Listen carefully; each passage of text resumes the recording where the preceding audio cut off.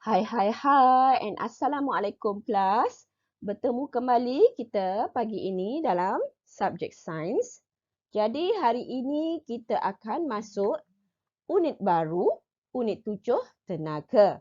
Dan hari ini kita akan belajar topik tenaga dan sumbernya. Jom. Objektif pembelajaran hari ini, di akhir pembelajaran ini nanti kamu akan dapat pertama, menyatakan maksud tenaga. Kedua, memerihalkan pelbagai sumber tenaga melalui pemerhatian menerusi pelbagai media. Dan yang ketiga, menjelaskan dengan contoh pelbagai bentuk tenaga. Apa itu tenaga kelas? Tenaga ialah keupayaan untuk melakukan kerja. Ini maksud tenaga. Keupayaan untuk melakukan kerja. Tenaga dapat diperoleh daripada pelbagai sumber, pelbagai punca. Mari kita kenali sumber-sumber tenaga yang terdapat di sekeliling kita. Okey, sumber tenaga yang pertama, matahari. Matahari. Sumber tenaga matahari merupakan sumber tenaga yang paling utama. Tenaga ini boleh digunakan untuk menjana elektrik melalui panel suria. Ini matahari. Okey, yang kedua, air. Air juga adalah sumber tenaga. Air mengalir yang kuat tu boleh menggerakkan turbin di empangan untuk menjana elektrik. Ini contohnya. Air yang banyak kan, dalam takungan yang banyak boleh digunakan untuk menghasilkan tenaga. Okey, biojisim. Biojisim. Apa itu biojisim? Iaitu bahan daripada tumbuh-tumbuhan atau tinja haiwan. Masih ingat apa itu tinja? Tahi maksudnya. Tahi ayam, tinja haiwan untuk menghasilkan bahan api. Ini macam contoh kayu-kayu api dan sisa-sisa tanaman. Okey, yang ini contoh tinja haiwan. Okey, dikumpul dan menghasilkan bahan api. Dipanaskan dan menghasilkan bahan api sebagai bahan api. Geoterma. Apa itu geoterma? Geoterma ini daripada haba. Sumber bahan diperoleh pada batuan panas di permukaan bumi untuk menjanakan elektrik. Okay. Angin. Sumber utama tenaga angin. Angin pun sama. Angin yang menggerakkan kincir angin untuk menjanakan elektrik. Dan juga ombak. Ombak di laut. Awak nampak pun sama macam kincir angin ini, tapi dia diletakkan di laut untuk menggerakkan turbin di dalam laut bagi menjana elektrik. Okey. Okey, yang kedua terakhir, bahan api fosil. Apa itu bahan api fosil ni? Contohnya petroleum, gas asli dan arang batu yang dibakar. Awak biasa dengan petroleum ni kan, minyak yang untuk kereta, untuk motosikal kan. Tapi bahan api fosil ni nak hasilkannya mengambil masa 1000 tahun sekurang-kurangnya. Dan nuklear. Ini nuklear, uranium, bahan logam uranium yang digunakan untuk menjana elektrik di stesen jana kuasa nuklear. Ini contoh macam showroom ni. Negara Jepun merupakan antara negara yang menggunakan nuklear sebagai sistem jana kuasa elektrik mereka. Okay, sekarang cikgu nak terangkan pula tentang bentuk tenaga. Terdapat pelbagai bentuk tenaga di sekeliling kita. Okey, mari kita kenali bentuk-bentuk tenaga yang ada di sekeliling kita.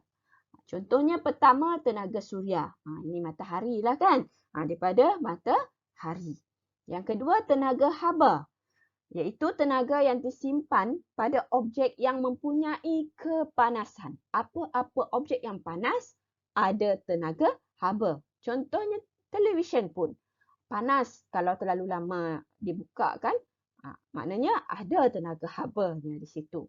Tenaga cahaya, contohnya lampu dan juga televisyen kan ada cahaya. Telefon awak ada cahaya, ada tenaga cahaya.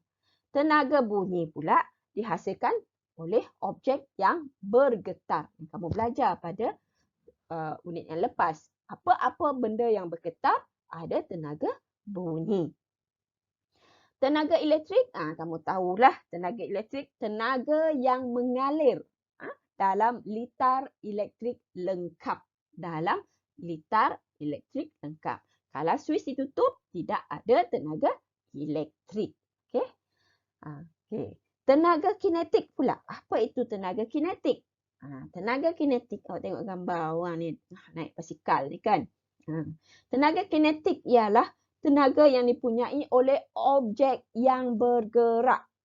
Kamu pun tengah bergerak, tangan kamu bergerak, itulah adalah tenaga kinetik.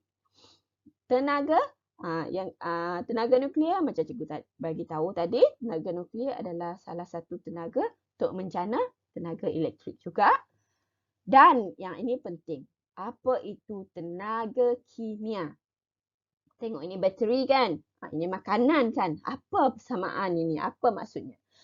Tenaga kimia adalah tenaga yang tersimpan dalam bahan. Dalam bahan seperti makanan, bahan api fosil tadi, biojisim ataupun bateri. Dalam bateri, tak kira kering atau basah. Dalam makanan ini adalah tenaga kimia yang kita makan untuk mendapatkan tenaga. Okay? Dari makanan yang kita makan tadi, tenaga kimia, bila awak bergerak, tenaga kimia itu berubah menjadi tenaga kinetik. Itulah. Dan last sekali, tenaga keupayaan. Apa itu tenaga keupayaan? Gambar ni cikgu letak gelang getah kan? Apa maksudnya? Ialah tenaga yang tersimpan pada objek yang berada pada sesuatu ketinggian atau diregangkan atau dimampatkan. 3 situasi ini. Ketinggian, diregangkan atau dimampatkan.